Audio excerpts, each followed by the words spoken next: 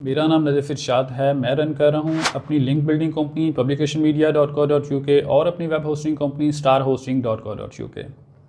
आज हम बात करने वाले हैं एसईओ के ऊपर और एसईओ की शुरुआत करेंगे ऑन पेज एसईओ के साथ।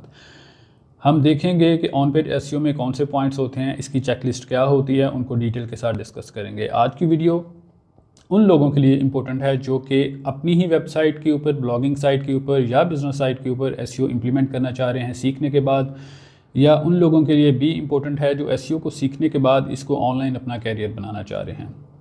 तो शुरू करते हैं। हमारे पास जो कंप्लीट चेकलिस्ट है उसका पहला सेक्शन कीवर्ड से रिलेटेड है। कीवर्ड का पहला पॉइंट टूल से रिलेटेड है। बहुत से सवाल माइंड में होते हैं कि कीवर्ड सर्च करने के लिए टूल कौन सा यूज़ किया जाए। तो डिफरेंट तरह के टूल्स मार्केट में अवेलेबल हैं, आप ऑनलाइन भी उनको चेक कर सकते हैं। लेकिन यहाँ पे मैं आपको 3 टूल्स के बारे में बताऊँगा। एक तो गूगल कीवर्ड प्लानर है, दूसरा सेमरश है और तीसरा एएचरेफ है। आप तीनों में से किसी का भी यूज़ कर सकते हैं कीवर्ड को फाइंड करने के लिए। सेकंड पॉइंट हमारे पास कीवर्ड के हवाले से जो है वो है search volume and KD selection. हम कीवर्ड प्लानर में आ गए, लेकिन यहाँ पे एक प्रॉब्लम होती है, हम कंफ्यूज हो जाते हैं कि कीवर्ड प्लानर के अंदर यहाँ पे डिफरेंट तरह के कीवर्ड्स हैं, डिफरेंट तरह के कीवर्ड्स के ऊपर कंपटीशन डिफरेंट तरह का है, सर्च वॉल्यूम डिफरेंट तरह का है। तो कौन से कीवर्ड को सिलेक्ट किया जाए, कौन से कीवर्ड्स को सिलेक्ट ना किया जाए। अगर आप स्टार्ट कर रहे हैं तो आपके लिए रेकमेंड ये करूँगा कि आप उन कीवर्ड्स को सिलेक्ट करें जिनका कंपटीशन लो होता है और जिनका सर्च वॉल्यूम हाई होता है। इन कीवर्ड को सिलेक्ट करने के बाद आप इनको अपनी वेबसाइट के ऊपर इम्प्लीमेंट करना स्टार्ट कर दें। इसके बाद जो पॉइंट हमारे पास है वो ये है कि किस टाइप का कीवर्ड हम सिलेक्ट करें। शॉर्ट टेल कीवर्ड होते हैं, लॉन्ग टेल कीवर्ड होते हैं। तो मैं आपको रेकमेंड करूँगा कि आप लॉन्ग टेल कीवर्ड्स का यूज़ करें। Long tail keywords basically short tail keyword से थोड़े से लंबे होते हैं, ये सेम सेंस बनाते हैं, लेकिन ये मोर स्पेसिफिक होते हैं, मोर टारगेटेड होते हैं और सिर्फ मोर टारगेटेड ट्रैफिक भी आपकी वेबसाइट पर आती है। सपोज दैट एक कीवर्ड है, शॉर्ट टेल कीवर्ड है पिज़्ज़ा शॉप, और अगर हम इसका लॉन्ग टेल कीवर्ड बनाएं तो वो बनेगा best pizza shop in the New York city. तो ये मोर स्पेसिफिक कीवर्ड हो गया, मोर टारगेटेड ट्रैफिक होगी, तो मोर कन्वर्जन आपकी वेबसाइट के ऊपर होगी। इनको रैंक करना बहुत आसान होता है जो लॉन्ग टेल कीवर्ड होते हैं। नेक्स्ट पॉइंट हमारे पास एलएसआई कीवर्ड के हवाले से है। एलएसआई कीवर्ड जो होते हैं वो कौन से कीवर्ड होते हैं? बेसिकली ये सेम लाइक दैट आपके टारगेटेड कीवर्ड की तरह ही होते हैं, लेकिन ये 100% आपके मेन कीवर्ड्स नहीं होते। ये सिमिलर टू टारगेटेड कीवर्ड्स होते हैं, सिमिलर टू मेन कीवर्ड्स होते हैं। इनकी सेंस सेम बनती है लेकिन ये डिफरेंट वर्ड्स होते हैं।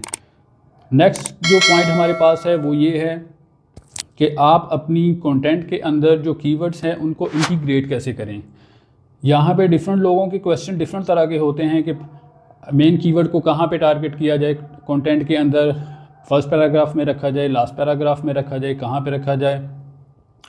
तो यहाँ पे इसका आंसर ये है कि आप उसको फर्स्ट पैराग्राफ के अंदर रखें, सेकंड पैराग्राफ के अंदर रखें या लास्ट पैराग्राफ के अंदर रखें, नो मैटर। लेकिन असल जो चीज़ ये है कि उसको आपने कंटेंट के अंदर जो टारगेट करना है वो नेचुरल वे में करना है। आपकी कीवर्ड की जो इंटीग्रेशन है कंटेंट के अंदर वो नेचुरली होनी चाहिए, ना कि उसको आप ज़बरदस्ती पुट कर रहे हैं जगह जगह पे जो कि फील हो, गूगल को भी नज़र आए कि ये कीवर्ड के लिए कंटेंट लिखा गया है, यूज़र के लिए नहीं लिखा गया। तो कोशिश करें कि आपका जो कंटेंट है वो यूज़र के लिए लिखा जाए, ना कि कीवर्ड के लिए लिखा जाए। नेक्स्ट पॉइंट हमारे पास कीवर्ड स्टफिंग से रिलेटेड है। कीवर्ड स्टफिंग क्या होती है, कंटेंट के अंदर यूज़ करना चाहिए कीवर्ड स्टफिंग को या नहीं करना चाहिए। कीवर्ड स्टफिंग बेसिकली बहुत ज़्यादा आप कीवर्ड्स का यूज़ कर देते हैं कंटेंट के अंदर जगह जगह पे, तो इसको कहते हैं कीवर्ड स्टफिंग। फर्स्ट पैराग्राफ में आप फर्स्ट लाइन के बाद, फिर सेकंड लाइन के बाद, थर्ड लाइन के बाद आप कीवर्ड का यूज़ कर रहे हैं, या फिर फर्स्ट पैराग्राफ में 2-3 जगह पे, सेकंड पैराग्राफ में फिर 2-3 जगह पे। तो एक कीवर्ड को पूरे कंटेंट के अंदर ऊपर से लेकर नीचे तक आप यूज़ कर रहे हैं जगह जगह पे, ये basically black hat SEO technique है। ये आपके काम नहीं आएगी। आपकी वेबसाइट सपोज दैट रैंक हो भी गई है, आपका कंटेंट रैंक हो भी गया है, तो गूगल उसको डी रैंक कर देगा। ये ब्लैक हैट एसईओ टेक्निक है। इसके बाद तो कीवर्ड स्टफिंग से अवॉइड करें, कोशिश करें कि कीवर्ड स्टफिंग ना करें कंटेंट के अंदर, अगर आपने एक अच्छी रैंकिंग करनी है और प्रॉपर उसको मेंटेन करके रखना है। नेक्स्ट पॉइंट हमारे पास है कीवर्ड डेंसिटी के हवाले से। डिफरेंट लोगों की डिफरेंट राय, डिफरेंट एक्सपर्ट्स की डिफरेंट राय हो सकती है कीवर्ड डेंसिटी के हवाले से। बहुत से एक्सपर्ट ये कहते हैं कि कीवर्ड डेंसिटी 2% होनी चाहिए, कुछ कहते हैं कि कीवर्ड डेंसिटी 2.5% होनी चाहिए या 3% होनी चाहिए। तो मेरी रिकमेंडेशन ये है कि कीवर्ड डेंसिटी एक्चुअली एसईओ आज वो नहीं है जो आज से चंद साल पहले थी, ठीक है। तो कीवर्ड डेंसिटी आपकी, मेरी रिकमेंडेशन ये है कि मिनिमम 0.5% और मैक्सिमम 1% तक होनी चाहिए। आप जितना कीवर्ड्स का कम यूज़ करेंगे उतना ही आपके रैंकिंग चांसेस ज़्यादा हैं और रैंकिंग को मेंटेन रखने के चांसेस ज़्यादा हैं। अगर आपका, मैं ये बात करता हूँ कि अगर आपका कंटेंट 500 वर्ड का है और अगर आपका कीवर्ड उसमें 1 से 2 दफ़ा भी यूज़ हो गया है तो वो काफ़ी है। ये इससे ज़्यादा करने की ज़रूरत नहीं है। बेसिकली आपने कंटेंट यूज़र के लिए लिखना है, कीवर्ड के लिए नहीं लिखना। अगर एक दफ़ा भी कीवर्ड यूज़ हो गया है तो उसी कीवर्ड की बेस पे गूगल आपके कंटेंट को रैंक कर देगा। नेक्स्ट पॉइंट हमारे पास है कि प्राइमरी कीवर्ड कहाँ पे यूज़ करना ज़रूरी है कंटेंट के अंदर, कहाँ पे नहीं है। तो आप कहीं भी यूज़ कर सकते हैं, लेकिन फर्स्ट पैराग्राफ में फर्स्ट 100 to 150 वर्ड्स के अंदर आप इसका यूज़ करेंगे तो रैंकिंग के चांसेस काफ़ी बढ़ जाएंगे। फर्स्ट लाइन में कर लें या सेकंड पैराग्राफ या सेकंड लाइन में कर लें, लेकिन ये 100 से 150 वर्ड्स के दरमियान में होना चाहिए। ऑन पेज चेकलिस्ट का जो नेक्स्ट सेक्शन है मेटा टैग्स के हवाले से है। हम मोस्ट इंपॉर्टेंट मेटा टैग्स को डिस्कस करेंगे और सबसे इंपॉर्टेंट मेटा टैग जो हमारे पास है वो मेटा टाइटल टैग है। टाइटल टैग के जो करैक्टर हैं वो 60 होने चाहिए, 60 से ज़्यादा नहीं होने चाहिए। डुप्लीकेशन से अवॉइड करें। आपके टाइटल टैग में डुप्लीकेशन नहीं होनी चाहिए। डुप्लीकेशन क्या है कि आप जो टाइटल डाल रहे हैं, मेटा टाइटल यूज़ कर रहे हैं, वो किसी और कंटेंट के अंदर, आपकी वेबसाइट के अंदर किसी और पेज या पोस्ट में टाइटल यूज़ नहीं हुआ हो, या फिर यूज़ नहीं हुआ हो। अगर यूज़ हो गया है तो आप उसको अवॉइड करें, डुप्लीकेशन से अवॉइड करें, ये आपकी रैंकिंग को ख़राब करेगा। नेक्स्ट हमारे पास जो टैग है वो मेटा डिस्क्रिप्शन टैग है। मेटा डिस्क्रिप्शन टैग भी बड़ी मोस्ट इंपॉर्टेंट टैग है, just like that title tag. इसके अंदर 160 करैक्टर से ज़्यादा का यूज़ नहीं करना आपने। सेम लाइक दैट डुप्लीकेशन से अवॉइड करना है। दूसरे कंटेंट के अंदर वो आपने डिस्क्रिप्शन टैग यूज़ नहीं करनी। इसके अलावा जो हमारे पास तीसरी मोस्ट इंपॉर्टेंट टैग है वो ओजी टैग है। ओजी टैग क्या होती है? बेसिकली आपने देखा होगा कि आप डिफरेंट तरह के अपने कंटेंट वेबसाइट से सोशल मीडिया के ऊपर शेयर कर रहे होते हैं, सोशल मीडिया प्लेटफॉर्म्स के ऊपर उनको शेयर किया जा रहा होता है। तो ओजी टैग्स का यूज़ किया जाता है कि जब आप अपना आर्टिकल या अपनी वेबसाइट का कंटेंट सोशल मीडिया के ऊपर शेयर करें, फेसबुक के ऊपर, ट्विटर के ऊपर या इंस्टाग्राम के ऊपर, तो वहाँ पे जो टाइटल, डिस्क्रिप्शन और इमेज यूज़ होना है हम उसको मेंशन करते हैं यहाँ पे कि कौन सा टाइटल, कौन सी डिस्क्रिप्शन और कौन सा इमेज हमने वहाँ पे डिस्प्ले करवाना है। तो ये टैग्स में टाइटल टैग होती है, डिस्क्रिप्शन टैग होती है और इमेज का यूज़ किया जाता है। अगर आप वर्डप्रेस में हैं तो किसी भी प्लगइन के ज़रिए इसको आप यूज़ कर सकते हैं। अगर आपकी कोड में वेबसाइट है तो आप खुद भी कर सकते हैं अगर डेवलपर हैं, नहीं तो अपने डेवलपर से कह के इसको करवा सकते हैं। हमारी ऑन पेज चेकलिस्ट का जो नेक्स्ट सेक्शन है वो हेडिंग से रिलेटेड है। हेडिंग टैग्स को डिस्कस करते हैं। डिफरेंट तरह की हेडिंग टैग्स होती हैं। H1 होती है, H2 होती है, H3 होती है, H4 होती है, H5 और H6 होती है। इसमें सारी टैग्स ही इंपॉर्टेंट होती हैं, लेकिन जो सबसे मोस्ट इंपॉर्टेंट टैग है वो H1 टैग है। H1 टैग का यूज़ आपने पूरे कंटेंट के अंदर सिर्फ एक दफ़ा करना है और कहाँ पे करना है? टॉप के ऊपर करना है। बेसिकली आपकी जो वेबसाइट के ऊपर कंटेंट लिखा हुआ है, आपके कंटेंट का जो मेन टाइटल है उसको आपने H1 रखना है। H1 एक ही होती है, ये ज़्यादा नहीं होती। ज़्यादा होगी तो रैंकिंग में प्रॉब्लम होगी। इसके अलावा जो बाकी हेडिंग्स हैं आपकी H2 होगी, H3, 4 और 5 और 6। इन हेडिंग्स का यूज़ आपने कंटेंट के अंदर जगह जगह पे करना है। कोशिश करें कि ज़्यादा से ज़्यादा हेडिंग्स और सब हेडिंग्स का यूज़ किया जाए। अब हेडिंग्स और सब हेडिंग्स क्या होती हैं कि सपोज दैट आपने H1 का यूज़ तो कर लिया, उसके बाद आपका कोई मेन सेक्शन स्टार्ट होने जा रहा है तो उसको आप H2 का नाम दे दें। उसके बाद अगर आप उसी सेक्शन के अंदर डिफरेंट पॉइंट्स को डिस्कस कर रहे हैं, सपोज दैट 5 से 6 या 10 पॉइंट्स को आपने डिस्कस करना है, तो उनको आप H3 का नाम दे सकते हैं। इसके अलावा उसके बाद फिर अगर आपका कोई नेक्स्ट सेक्शन स्टार्ट हो रहा है तो उसको आप H2 का नाम दे सकते हैं। इसी तरह हेडिंग्स और सब हेडिंग्स का यूज़ पूरे कंटेंट के अंदर करना है ताकि आपका कंटेंट एक वेल स्ट्रक्चर्ड हो, उसको अच्छे से गूगल रीड करे, अंडरस्टैंड करे और रैंक करे। एसईओ का जो नेक्स्ट सेक्शन हमारे पास है वो कंटेंट के बारे में है and this is the most important section in your on page SEO. Content को आपने वैल्यू देनी है। आपका कंटेंट अच्छा होगा तो वो अच्छा रैंक करेगा। कंटेंट के अंदर हमारे पास जो पहला पॉइंट है वो इन्फॉर्मेटिव कंटेंट के बारे में। आपका जो कंटेंट है वो इन्फॉर्मेटिव होना चाहिए, उसमें यूज़र के लिए वैल्यूएबल इन्फॉर्मेशन ऐड होनी चाहिए। आपका कंटेंट यूज़र के लिए लिखा गया हो, नॉट फॉर कीवर्ड, कीवर्ड के लिए ना लिखा गया हो, उसमें जगह जगह कीवर्ड का यूज़ ना किया गया हो, बल्कि उसमें वैल्यूएबल इन्फॉर्मेशन ऐड की गई हो जो कि यूज़र को फ़ायदा दे। इसी चेकलिस्ट में, इसी सेक्शन के अंदर नेक्स्ट पॉइंट हमारे पास कंटेंट लेंथ के बारे में है। आपकी कंटेंट लेंथ कितनी होनी चाहिए? डिफरेंट एक्सपर्ट की डिफरेंट राय हो सकती है कंटेंट लेंथ के बारे में। मुख्तलिफ लोग कहेंगे 500 वर्ड्स, 1000 वर्ड, 2000 वर्ड्स, लेकिन यहाँ पे मेरी ओपिनियन ये है कि आपका कंटेंट मिनिमम 500 वर्ड्स होना चाहिए और आपका कंटेंट मैक्सिमम जितना भी हो जाए कोई प्रॉब्लम नहीं है, 1000, 2000, 3000 कोई इशू नहीं है। लेकिन एक अच्छी अगर कंटेंट लेंथ की बात करें तो वो 1500 प्लस वर्ड्स की होनी चाहिए। नेक्स्ट पॉइंट हमारे पास जो कंटेंट के हवाले से है वो ये है कि आपके कंटेंट के अंदर जो इन्फॉर्मेशन आपने डाली हुई है वो अपडेट होती रहनी चाहिए। ऐसा नहीं है कि आपने एक कंटेंट राइट कर दिया है यूज़र के लिए, उसमें इन्फॉर्मेशन डाल दिया है तो डेफिनेटली इन्फॉर्मेशन तो अपडेट होती रहती है टाइम के साथ, तो आपने भी टाइम के साथ अपनी इन्फॉर्मेशन को अपडेट करते रहना है। आपकी इन्फॉर्मेशन अपडेट रहेगी तो आपकी रैंकिंग मेंटेन रहेगी। नेक्स्ट पॉइंट हमारे पास बुलेट्स के हवाले से है। बुलेट्स का यूज़ होना चाहिए, नंबर्स का यूज़ होना चाहिए, लिस्ट का यूज़ होना चाहिए, टेबल्स का यूज़ होना चाहिए एक अच्छी रीडेबिलिटी के लिए। नेक्स्ट पॉइंट हमारे पास कन्वर्सेशन टून के हवाले से है। आपका कंटेंट जो है वो कन्वर्सेशन टून उसकी अच्छी होनी चाहिए। लाइक आपको ये जज करना है कंटेंट राइट करने से पहले या करवाने से पहले कि यूज़र को क्या पसंद है, वो किस तरह की इन्फॉर्मेशन इंटरनेट के ऊपर ढूंढता है, वो किस तरह के क्वेश्चन लोगों से करता है, उसको क्या चाहिए। ये सारी चीज़ें मद्देनज़र रखते हुए आपने कंटेंट को राइट करना है या करवाना है। नेक्स्ट पॉइंट हमारे पास है कंटेंट की यूनिकनेस के हवाले से कि आपका कंटेंट यूनिक होना चाहिए, कॉपी नहीं होना चाहिए कहीं से, उसके अंदर जो इन्फॉर्मेशन ऐड है वो यूनिक होनी चाहिए, प्लेजरिज्म फ्री होना चाहिए। नेक्स्ट पॉइंट हमारे पास है कि आपका जो कंटेंट है वो एक्यूरेट इन्फॉर्मेशन के ऊपर बेस करना चाहिए। आपके कंटेंट के अंदर इन्फॉर्मेशन एक्यूरेट होनी चाहिए, गलत इन्फॉर्मेशन ऐड नहीं होनी चाहिए, वरना आपका कंटेंट डी रैंक हो सकता है इन फ्यूचर। इसके अलावा नेक्स्ट पॉइंट हमारे पास रीडेबिलिटी के हवाले से है। आपके कंटेंट की रीडेबिलिटी अच्छी होनी चाहिए। रीडेबिलिटी अच्छी आपके कंटेंट की तब होगी जब आप उसको एक ईजी वर्डिंग में राइट करेंगे। नेक्स्ट पॉइंट हमारे पास है आपके कंटेंट का फ्लो लॉजिकल होना चाहिए। एक लॉजिकल फ्लो में कंटेंट आपका राइट होना चाहिए। लॉजिकल फ्लो क्या होता है कि आपका कंटेंट ऐसा नहीं होना चाहिए कि उसको ऊपर से लेके नीचे तक यूज़र रीड कर ले लेकिन उसको समझ ना आए कि यहाँ पे लिखा क्या हुआ है। इन्फॉर्मेशन एक स्ट्रक्चर डाटा में होनी चाहिए। लाइक उसकी हेडिंग्स, सब हेडिंग्स का प्रॉपर्ली यूज़ होना चाहिए, पैराग्राफ्स का प्रॉपर्ली यूज़ होना चाहिए। एक पॉइंट से दूसरे पॉइंट में आप किस तरह जा रहे हैं वो एक प्रॉपर यूज़र को समझ आनी चाहिए कि मैं क्या रीड कर रहा हूँ। ये कन्वर्सेशनल टून होती है। इनका नेक्स्ट पॉइंट हमारे पास है above the fold content. Above the fold content कौन सा कंटेंट होता है जो कि आपकी वेबसाइट के कंटेंट को स्क्रॉल किए बगैर ही आपको नज़र आ जाए। बेसिकली ये आपका पहला पैराग्राफ जो टॉप पे होता है जिसको स्क्रॉल किए बगैर ही हम देख लेते हैं जब आपकी वेबसाइट ओपन होती है, वो अबव द फोल्ड कंटेंट होता है। तो अबव द फोल्ड कंटेंट में आपने मोस्ट वैल्यूएबल इंफॉर्मेशन ऐड करनी है यूज़र के लिए।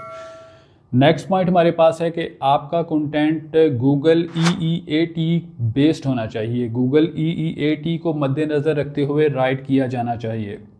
ये गूगल EEAT क्या चीज़ होती है इसके ऊपर हम डिटेल से एक अलहदा वीडियो बनाएंगे और अपलोड करेंगे। हमारे पास जो है ऑन पेज SEO का वो है इमेज के हवाले से, इमेज ऑप्टिमाइजेशन के हवाले से। जो भी पिक्चर आपने कंटेंट के अंदर यूज़ करनी है वो रेलेवेंट होनी चाहिए आपके कंटेंट के। इसके अलावा वो इमेज आपकी कंप्रेस होनी चाहिए। कंप्रेस करने के लिए आपको वर्डप्रेस के अंदर डिफरेंट प्लगइन्स मिल जाएंगे। आपकी इमेज रेलेवेंट होनी चाहिए आपके कंटेंट के, और इसके अलावा यूनिक होनी चाहिए, कहीं से कॉपी नहीं होनी चाहिए, वो खुद से जनरेट की गई हो। इसके अलावा आप इमेज के अंदर आर्ट का यूज़ करें, आर्ट का यूज़ करते हुए कीवर्ड्स का यूज़ करें ताकि आपकी इमेज को गूगल रैंक कर सके। SEO की चेकलिस्ट का जो हमारा नेक्स्ट सेक्शन है वो इंटरनल लिंकिंग के हवाले से है। हम देखेंगे इसमें डिफरेंट पॉइंट्स को। पहला पॉइंट हमारे पास रेलेवेंट इंटरनल लिंक्स के हवाले से है। आपका जो पेज और पोस्ट जिसको आप पब्लिश करने जा रहे हैं उसके अंदर जो आपके इंटरनल लिंक्स लगे हैं वो रेलेवेंट होने चाहिए उस आर्टिकल के जिसको आप पब्लिश करने जा रहे हैं। इंटरनल लिंक क्या होता है? आप ही की वेबसाइट के ऊपर आप ही की वेबसाइट के ऊपर किसी दूसरी पोस्ट या किसी दूसरे पेज का लिंक होता है जो आपने लगाना होता है उस आर्टिकल के अंदर जिसको आप पब्लिश करने जा रहे हैं। ये इंटरनल लिंक होता है और ये इंटरनल लिंक रेलेवेंट होना चाहिए उस आर्टिकल के जिसको आप पब्लिश करने जा रहे हैं। नेक्स्ट पॉइंट हमारे पास है ऑर्फन पेजेस के हवाले से। ऑर्फन पेज या पोस्ट या पेज होता है जिसके अंदर कोई भी इंटरनल लिंक नहीं लगा होता।